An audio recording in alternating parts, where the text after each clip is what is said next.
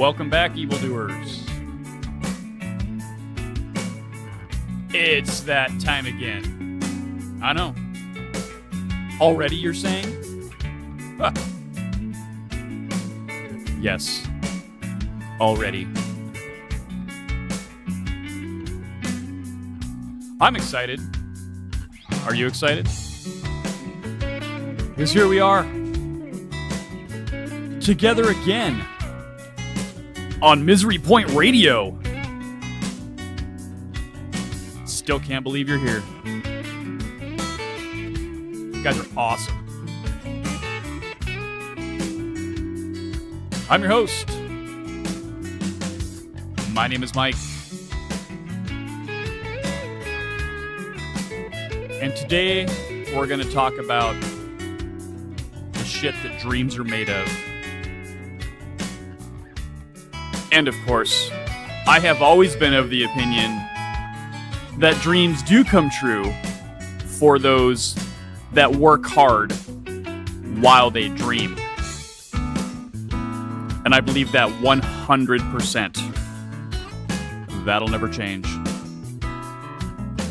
The only thing that changes is the random awesomeness that we have here in the studio. That's right. Random awesomeness. And today, we can drop the random. You go straight to the fucking awesomeness.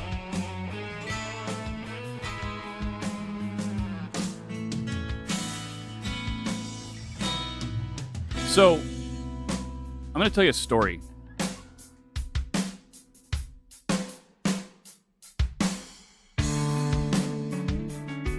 Let's just imagine that there is a band you like, a particular favorite of yours. Somebody you grew up listening to, maybe somebody you were introduced to, for whatever set of circumstances. Just a band you really like. Now let's just imagine one day you and some buddies say, hey, let's go check out this concert. It's gonna be awesome. Well, why wouldn't it be? You already think the band is awesome. So you get to the concert, the show starts. Uh-oh, what's going on? Something is not right here. What's up with the singer? Oh, fuck. He's sick. So you spend all this money, you take all this time, you go to this show, only to find out that due to unforeseen circumstances, the singer can't perform. Well, fuck.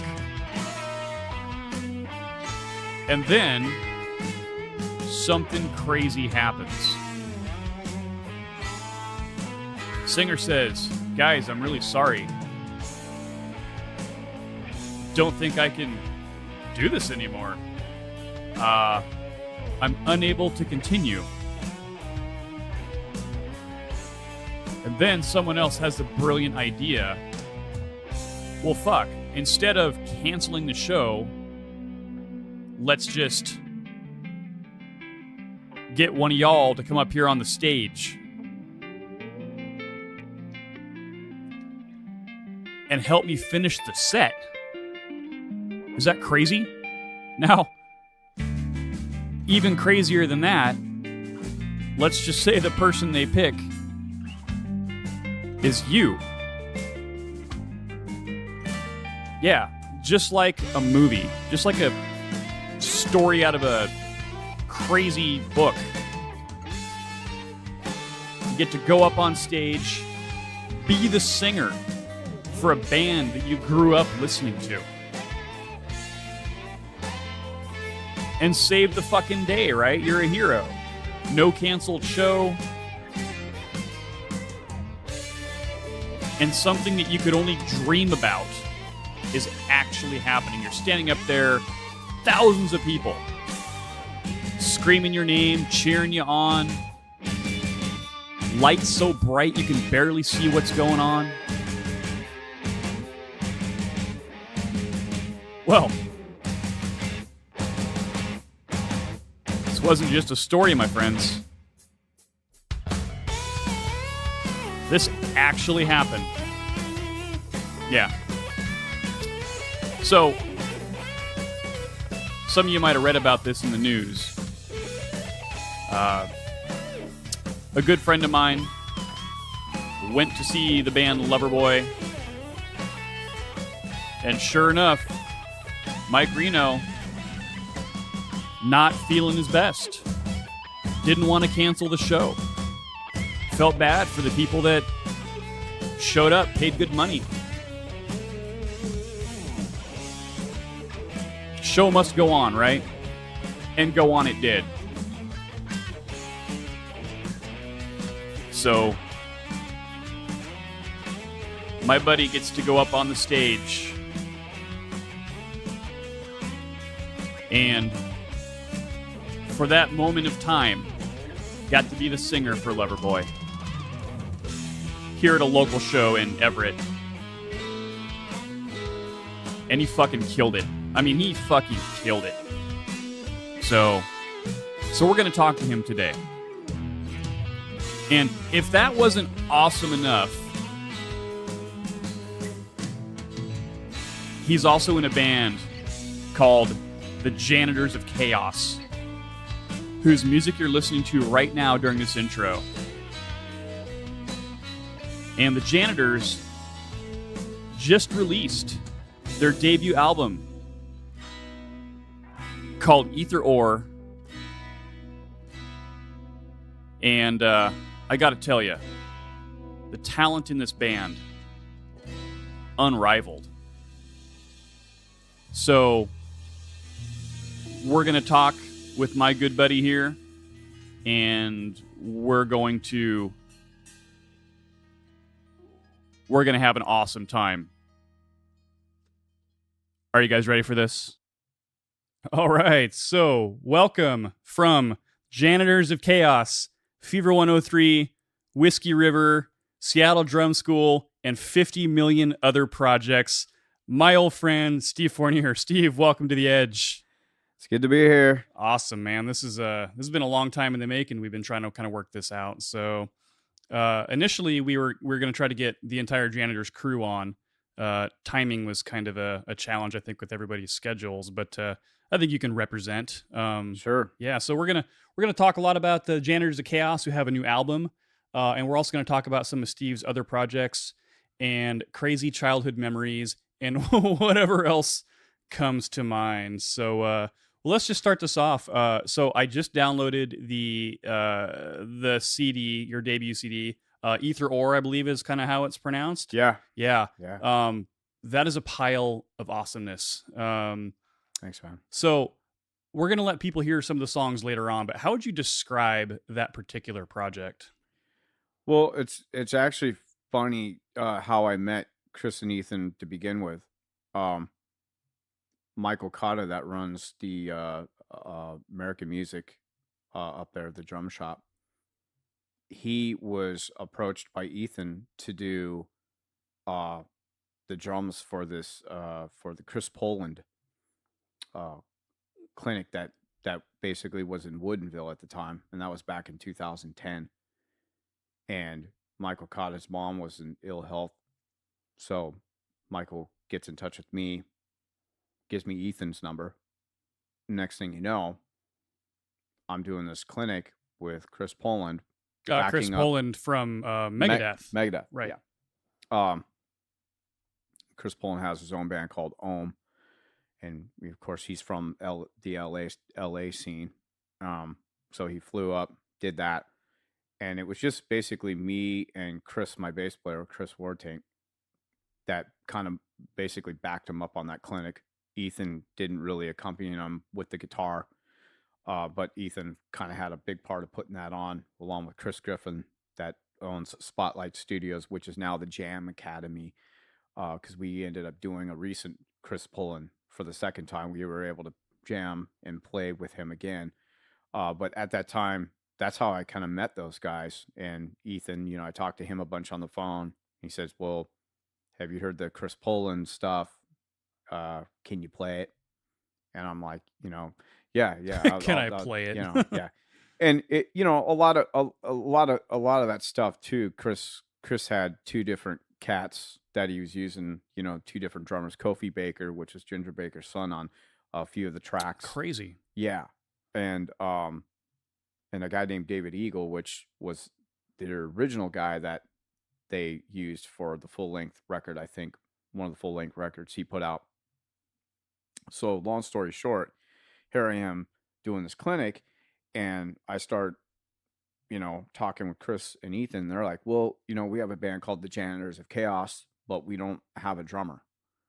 We're trying to find a drummer." And I'm like, well, you guys got some tunes. Obviously they did. They already had some stuff pre-written, which is now one of the tracks is one of the first tracks they played for me when I went over to Chris's house, where he was living off Greenwood at the time.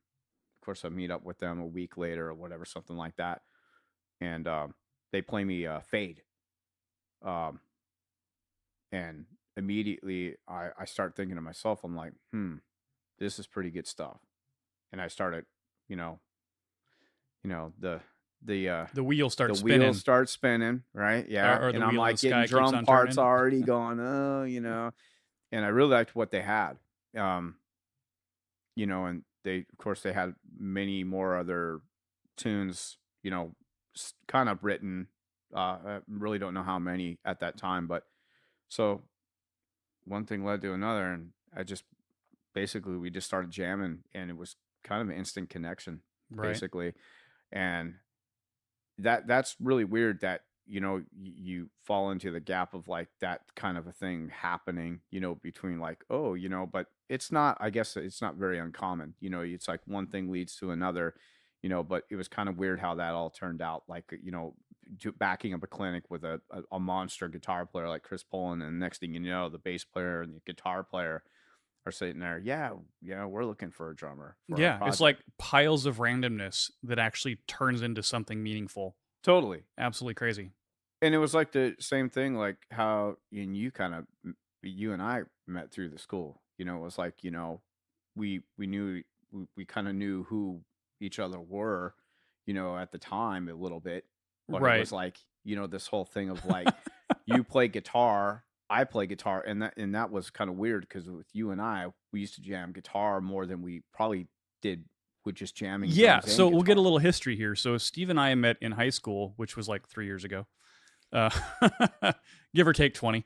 Yeah, and it was weird because at that time I don't think there really weren't a whole lot of people that were playing music. But we knew about you because you lived in Joe's neighborhood, or my other friend Joe, and Joe was always like, "There's this dude that plays fucking drums really loud, and I can hear him all the way on the other side of the neighborhood." And then it wasn't until we met in high school that I put the connection that was actually you. And so Steve was the first drummer I ever jammed with because Jerry Shelley brought me over to your house. Wow. Yeah, totally crazy. And so Steve was already like pro level drummer, and I'm like, I can play 4 Metallica chords. I can play 4 Metallica songs on my BC Rich, So, well, but yeah. Wait a minute. Yeah, back up. Hold on. You were a lot better than that. Yeah, I mean, maybe. and that was the thing, is just like it was it was like my introduction to a lot of what you got me into, because remember when I told you when we were at that age, I couldn't wrap my head even around the death metal stuff, the growly vocals. Yeah. What was the Cookie Monster the music? Cookie Monster vocals. Yeah, exactly. Or how my mom would describe it, going, it was like yes, right. So that it took me a while to like finally, okay, get into that. But I just remember you getting me into all these crazy bands, Deicide, I remember, and I'm like, it's just sitting there listening to these guys. I'm like, how is he doing that? I was like, how do you do that and not go to hell? Yeah. How do you play that long and Yeah. that fast? I just didn't get it. You know, I couldn't wrap my head around But it. it's really funny because you kind of hit the nail on the head there. You know, is when we were hanging out, and originally it was like I play guitar, you play drums. Well, let's fucking jam. And then Steve is a natural fucking shredder on the guitar, and we ended up jamming more guitar stuff we did. We were than jamming yeah, acoustic stuff, and you were yeah, singing. yeah, I wasn't singing at all. crazy, yeah. So my how time flies, and 25 something years later, Steve plays music for a living. Yeah, we always knew that would happen, though. I mean, endless hours and hours and hours and hours of practicing from sun up to sundown, and you know, your poor Yeah. neighbors, They who were happened to be pretty cool for most of them. I think I don't remember. who's the girl that we did go to school? There was the two sisters, and remember the sister was trying to get into the police force or police academy. Yeah, Anyway, she called the cops on me finally when I had my drum set out in the garage on Arrowhead, and she finally like was like, you know, you can't be doing that. So I was like, are you what? I'm like playing in like midday, you know. It's like, are you kidding me?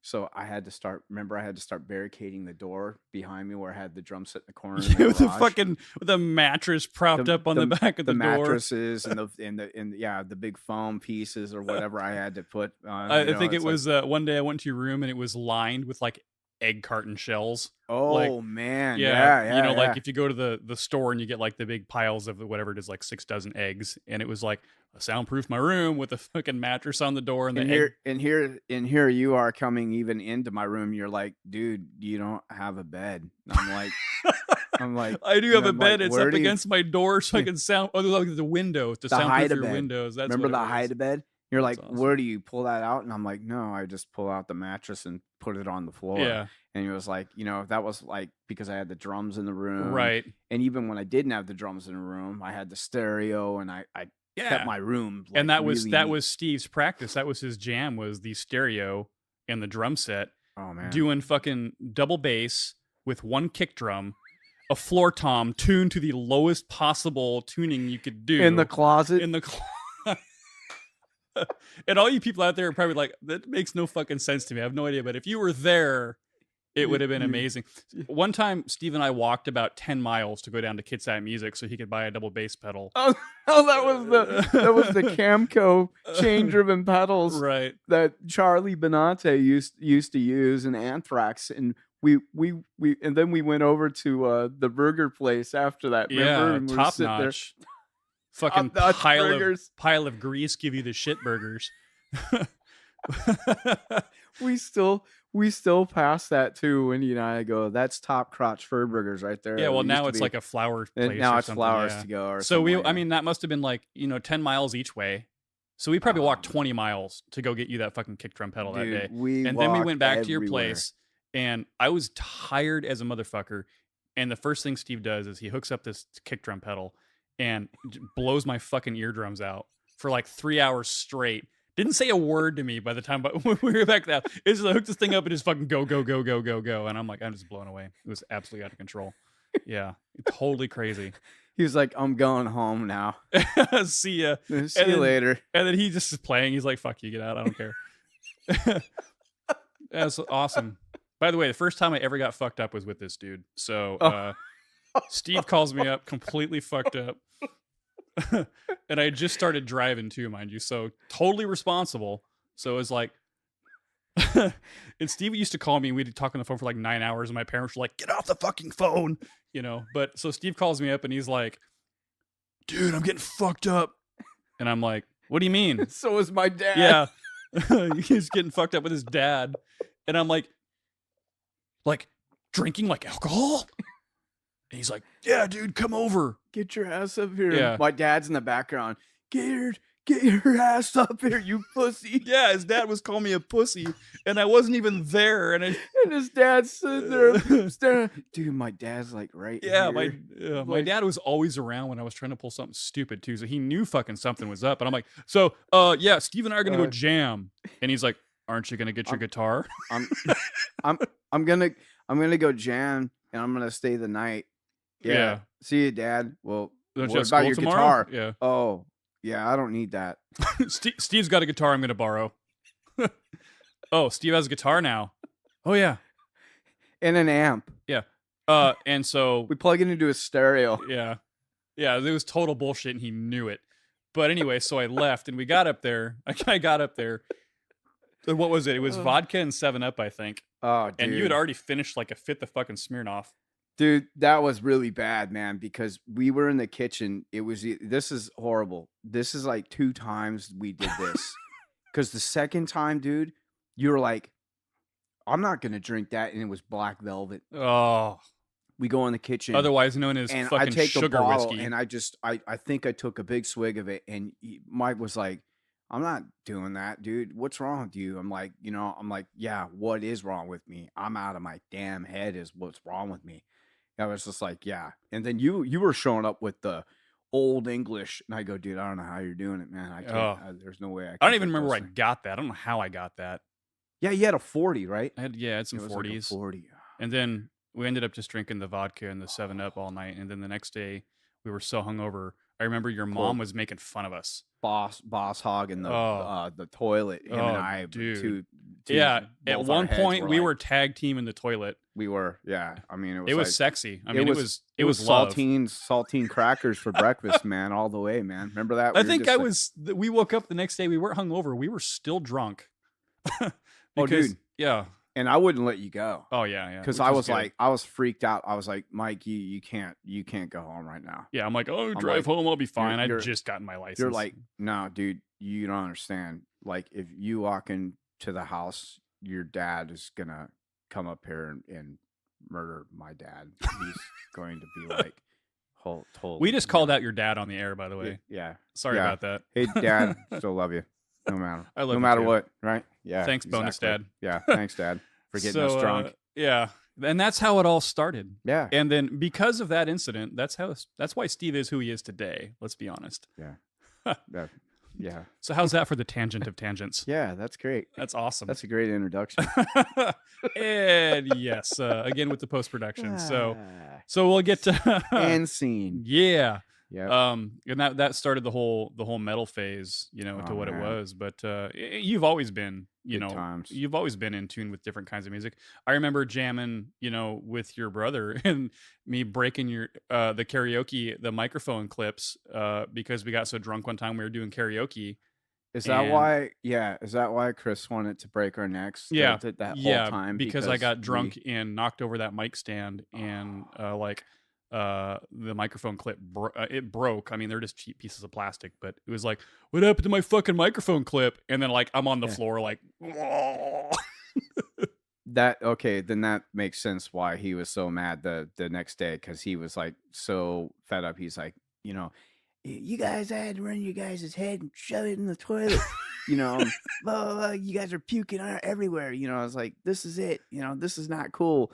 And Anna was all pissed off, and then when the hammer thing came out with the whole ad, and you had the ear hammer. Oh, right. My mom just brought that up just recently because I mentioned you and I said, yeah, I'm going to Mike Peacock's, and she's like hammer. Dude, that's fucking hilarious. That's such an kid. The kid, remember the kid? Yeah. You're like, hammer. It was like this old MC Hammer commercial, and it was like this kid that was, I don't remember what the commercial was for, but he just had these ears that stuck out like 10 times worse than Will Smith ears. And the commercial, it was like, hammer. And I don't even remember what it was for, but that's funny. And I used to do the ears. We used to do like all these crazy, like stupid things when we were young. It was like we'd get on one thing and we just like stay on it right forever. It just totally stuck with us. Awesome. And then whatever happened, we didn't run into each other for years, and then connected back again through the Book of Faces. Yeah. Oh yeah. And then I like catching up with what's going on with Steve, and then we'll talk a little bit about the other stuff later on. But we went and saw his other band Fever 103. And yeah, it's awesome. So getting back to the Janitors. So you guys met, you're doing clinics with Chris Poland from Megadeth. You guys did some crazy shit with like Tony McAlpin. Um, Yeah, Tony McAlpine, we played a show with him. Well, it was a couple of weeks ago at the El Corzone. I ran into Peter Dixon, by the okay, way. Yeah, awesome, and Joe. right? Yeah, she still looks great. I was like, oh my Crazy. god, yeah. Um, but yeah, um, that was cool. We weren't thinking that was gonna happen. Ethan had a lot to do with trying to get us that gig, and yeah, we ended up playing it. We opened the show up. Um, I didn't stick around for Tony. I took off. Um, he wasn't going on until like 11:30, 11:45, and I saw Tony several years ago with Planet X with Virgil on drums, and uh, yeah, that was pretty insane. Um, it's not that I didn't really want to hang out and see him play, but that was just my own thing. I just you get older now, you know. I'm not really a show goer, Yeah. unless it's somebody I really, really, really want to go see. Um, and sometimes, it's just weird. It is It's kind of weird. hard when you play a lot of shows and you want to be there and you want to support the other acts, but sometimes there comes a point where you're traveling a long time. Yeah. The load ins are long, the load outs. It's like go go go go go go go. Your entire day is Yeah. just a pile of it's and everything is on such a tight schedule. By the time you're done with your day, I mean Hmm. you're physically exhausted.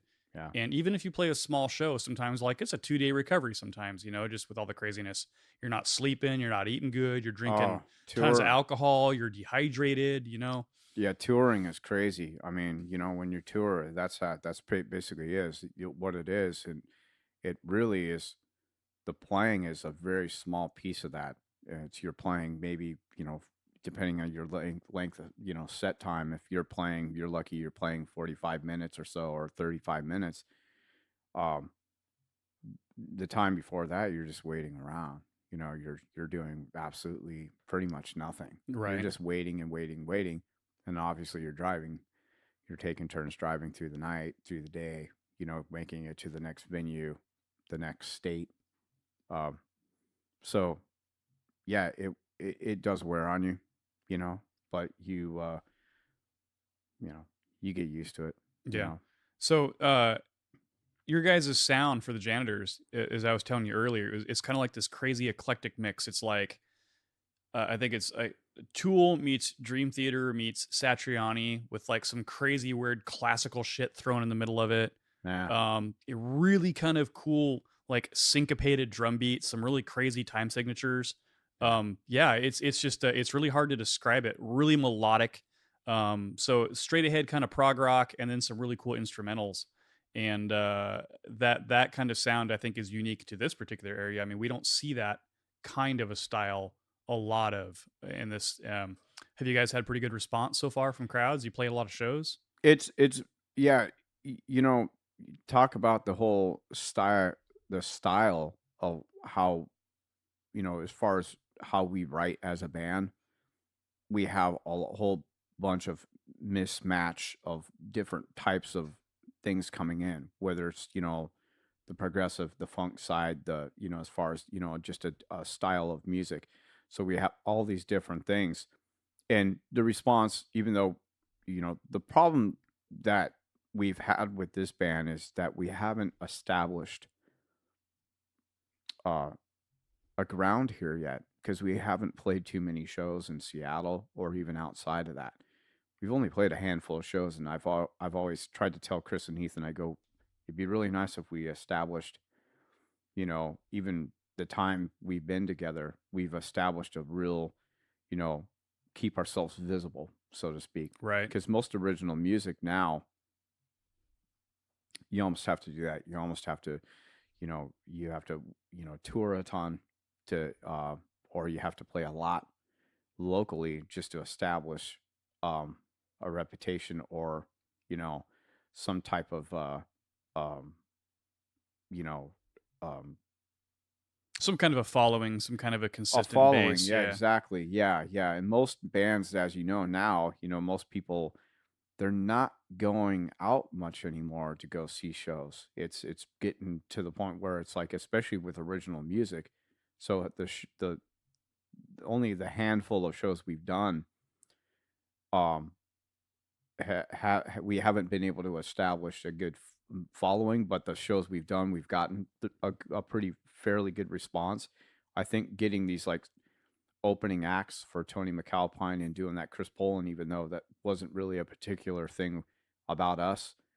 But even when Chris Poland himself sitting there going, well, why don't you guys just play your stuff and I'll chime in on it? And we're like, what? We're like, wow, that's pretty crazy. And he really dug what we did, as far as that goes. So the amount of people that were there for that gives you those little small little like, wow, I want to check Yeah, these let me guys check out. these guys out a little bit more. Yeah, Yeah. kind of So sets the bar moving. yeah. And we want to do like a kind of a late spring of next year little kind of road thing. We're talking about doing that. I've been trying to get those guys, Chris and Ethan, to for us to kind of get together and talk about where we want to do. I mean, from me, playing and establishing a lot of my uh, places I've toured and places I've gone. I've established some pretty good tight friendships with some people, especially like people in Montana and Idaho. That's not too far off the beaten path. Like it's not in the East Coast or whatnot, So we're talking about doing something really, really kind of fairly small starting off. Because Chris, War Tank, and myself, I've done more touring than both those guys have. But Chris has done his share of doing some stuff. But Ethan hasn't done too much of it, if hardly any of it at all. So we don't know. Kind of more of a studio guy. He's a studio guy. Ethan's a very gifted player, but he's also one of those cats where it's like he hasn't had the experience that most musicians, at least playing out live, had. I mean, he's played a bunch of live shows locally and has played, but he hasn't stepped out of that circle, Right. So well, drag his ass out there, man. Yeah. Because you've played everywhere. You've played with a lot of bands. You've played with a lot of acts, a lot of major acts. You've met a lot of cool people. Yeah. Definitely a lot of, I would say, legends in at least the metal community that you've come across over the years. Yeah.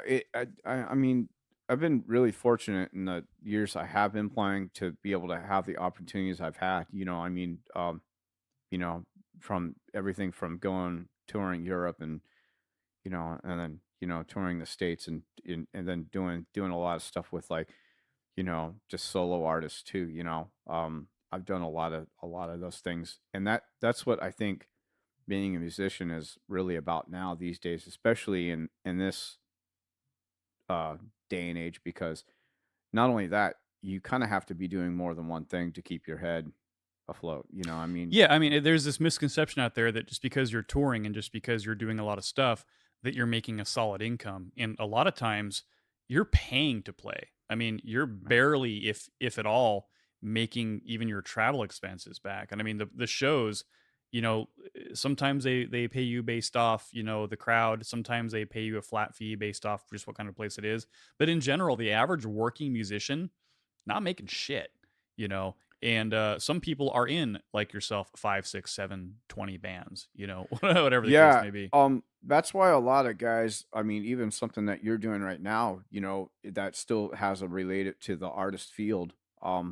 You kind of have to be doing, whether you're making money at it or not, but you're creating some type of, or trying to at least, and whether this creates an income for you. Right. But a lot of musicians in general are starting their own studio, so they're killing all the big dinosaurs are shrinking and getting it's and wrapping up. And they're self-publishing, and the digital media is really huge. So they're going into all these other fields, whether it be recording on their own or learning how to record, and then they're making an income doing that.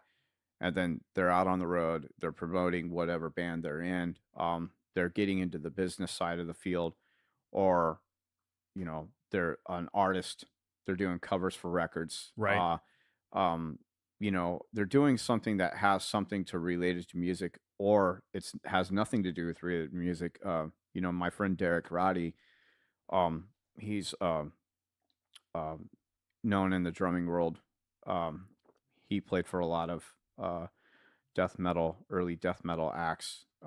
He's one of the best guys, best drummers out there for that. His, you know, primarily his income doesn't really. Most of his income does not come from doing drum clinics around the world and being in the drumming community. He's actually a snake breeder, so he says, yeah, and he's Florida guy, so That's 90. for you, baby. My Yeah. wife hates fucking snakes. 90% of his income. She likes my snake. There you go. Whoa. Bing, bing, folks. I'll be here all week. So, Love you, baby. so anyways, that's most of his income comes from that, not music. It's not related. I mean, he had to jump the touring, just like most musicians. It's not just him, but he had to make a decision. It's like, do I keep touring with, especially metal, unfortunately, in most music in general, but if you think about metal,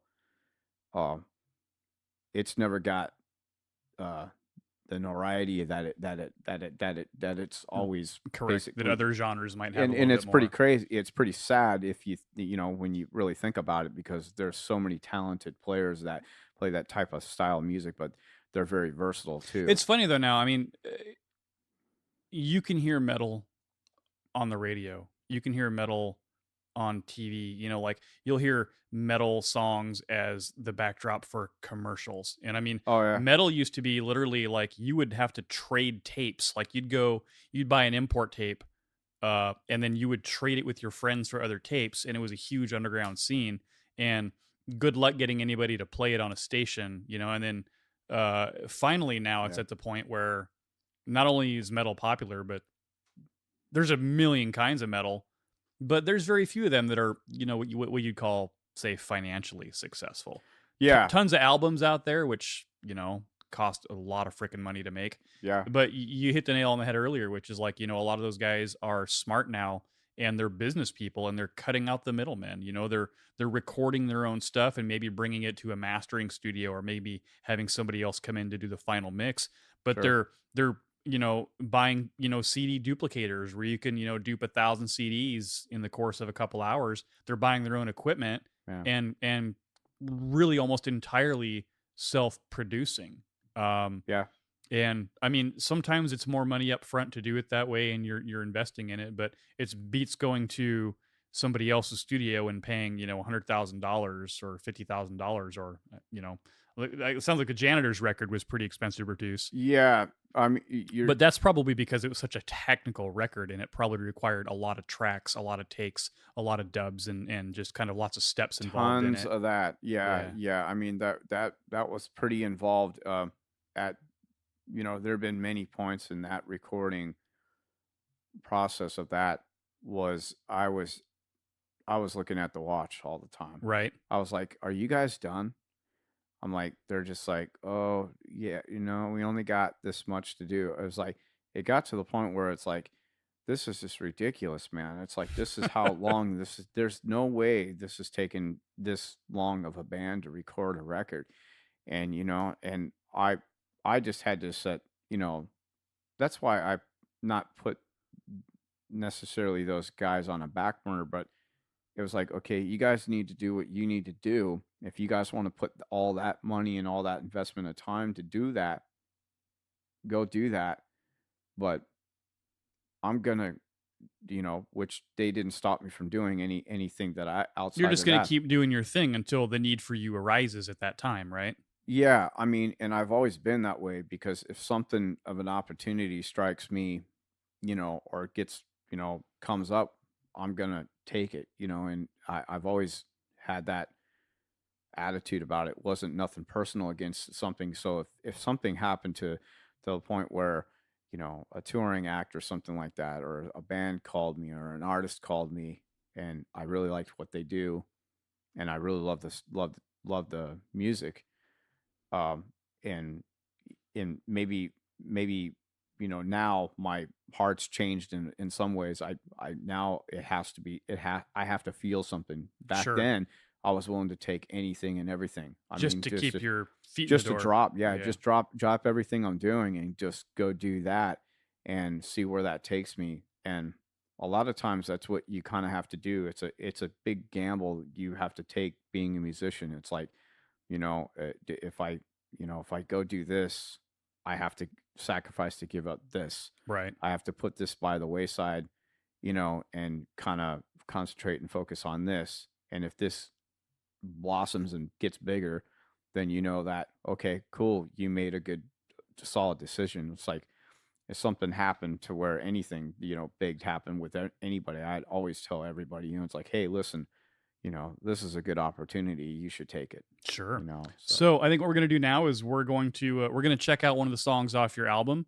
And so we're going to take a quick pause, hear some tunes, and then we're going to come back and we're going to talk to Steve about the next phase of his career, talking about being the singing man. All right, we'll be right back.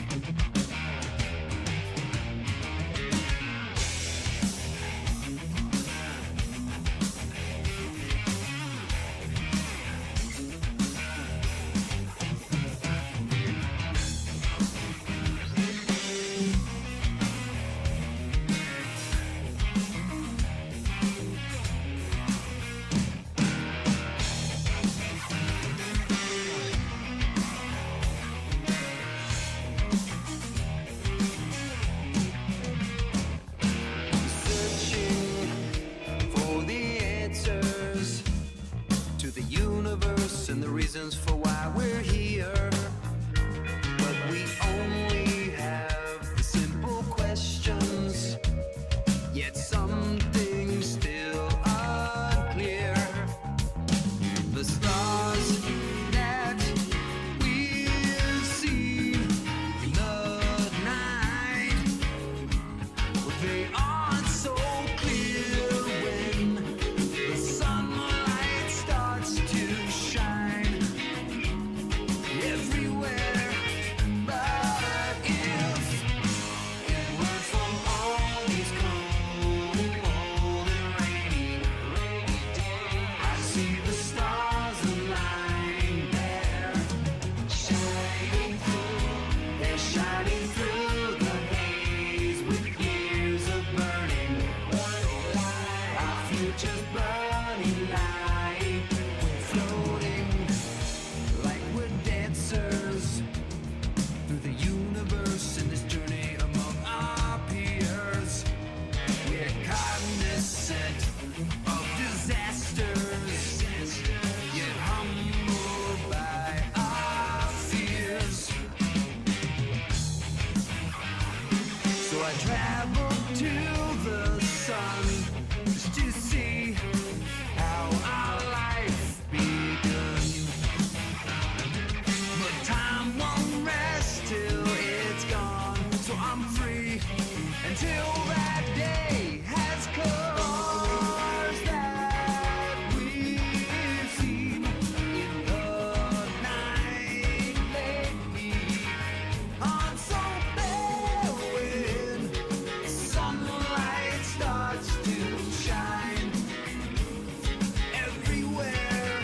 But if it weren't for all these cold and rainy days,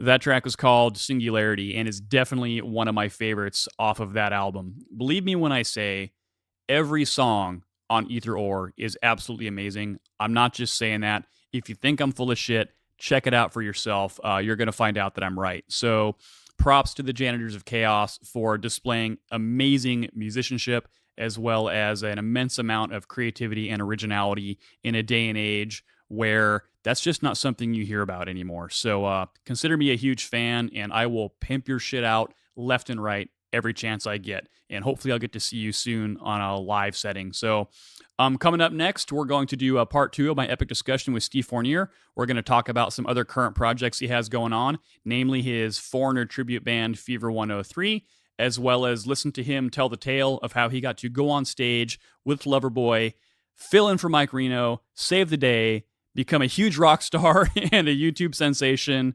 and still manage to stay humble. So in the meantime, I'm going to take you out with one more song off of Aether Ore. This one's called Silly and Rail. All right, check it out, and we'll be back soon.